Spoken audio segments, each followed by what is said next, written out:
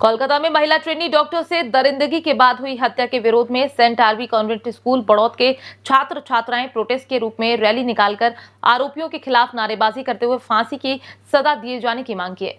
नारी के सम्मान में, नारी के सम्मान में, we want justice, we want justice, we want justice, we want justice। आपको बता दें, आर्जिकर मेडिकल कॉलेज में डॉक्टर के साथ दरिंदगी के खिलाफ लोगों का गुस्सा दिनों दिन बढ़ता ही जा रहा है। हर कोई चाहता है कि डॉक्टर बिटिया के गुनहगारों को फांसी की सजा मिले। इसी क्रम में आज सेंट आरवी कॉन्वेंट स्कूल के छात्र छात्राएं और शिक्षकों ने रैली निकाली। इस दौरान हाथों में तख्तियां लेकर छात्र छात्राएं सड़कों पर निकले और आरोपियों के खिलाफ नारेबाजी करते हुए उन्हें फांसी की सजा दिए जाने की मांग उठाई।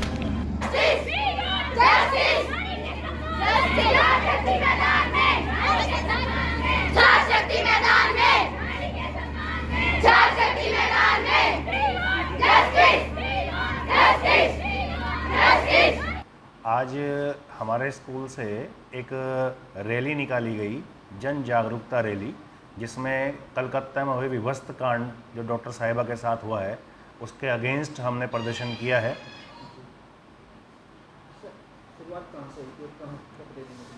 रैली की शुरुआत हमने अपने स्कूल के प्रांगण से ही की, जो बड़ौली गांव को हमने कवर किया है और जागरण के लिए हमने सब रैली किया, जिसमें 9 से 12 तक के लगभग 450 बच्चे जिसमें शामिल हुए हैं।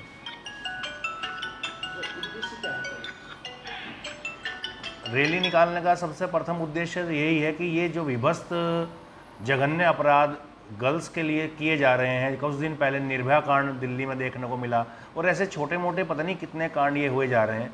तो हमारी सरकार से ये मांग है कि अर्थात आखिरकार इन जल्लादों के खिलाफ कोई सख्त से सख्त कानून कब तक ये बनाएंगे, कब तक ऐसा कानून नहीं आएगा कि देख के लोगों की रूह कांप जाए और फ्यूचर में कोई ऐसा कृत्य करने की कभी मन में सोचे भी ना। हमने आज रैली की है जो कोलकाता में केस हुआ था उसके लिए, जो मौमिता जी दीदी थी, हमने उनके लिए आज प्रोटेस्ट किया है। तो वैसे तो हम बहुत छोटी सी जगह से बिलोंग करते हैं, इस जगह को कोई जानता भी नहीं है, लेकिन फिर भी हम अपना कंट्रीब्यूशन दे रहे हैं थोड़ा बहुत जो हमसे हो पा रहा है। बाकी जैसा हुआ है वैसा कभी किसी के साथ होना नहीं चाहिए। हाँ जी, रैली निकाली। हमारे देश में लड़की सेफ़ नहीं है बिल्कुल भी। देश आज़ाद होकर भी देश आज़ाद नहीं है। हमें अपना न्याय चाहिए। हमारे देश की लड़कियों को न्याय नहीं मिल रहा है और हमारे देश में लड़की सुरक्षित भी नहीं है। हमें चाहते हैं कि हमारे देश में हर लड़की अपने इजारे से जीत सके और उन्हें जीतना पड़ेगा और देश में आज़ाद होनी पड़ेगी लड़कियों की ओर से। और हमें यही चाहते हैं हमें इंसाफ मिले, उस लड़कियों को भी इंसाफ मिले, वो जो मर के भी जो जीना चाहती है उसे इंसाफ नहीं मिल रहा है। जी सुन रहे हैं, आशा करती हूँ वो थोड़ा मुझसे, हमसे, सेंट आरवी कॉन्वेंट स्कूल के स्टूडेंट से प्रेरित होगा। और जैसे कि आज हमने प्रोटेस्ट किया है कोलकाता के उस डॉक्टर के लिए जो कि अपनी ड्यूटी जोन पे बिल्कुल भी सेफ़ नहीं थी, उनके साथ ऐसा हुआ। हम, जैसा कि हमारी एक और फ्रेंड ने बताया, हम एक छोटे शहर से बिलोंग करते हैं, बड़ौत। हमारा सेंट आरवी कॉन्वेंट स्कूल ने प्रोटेस्ट किया उस डॉक्टर के लिए जिसके साथ ऐसा हुआ, डॉक्टर के लिए। और उन सभी फ्यूचर में नहीं चाहती हूँ कि ऐसा हो, बिल्कुल नहीं होना चाहिए, बट जो कर रहे हैं इन सब चीज़ों को, वो उनके लिए बोलना चाहूँगी कि ये सब चीज़ें गलत हैं।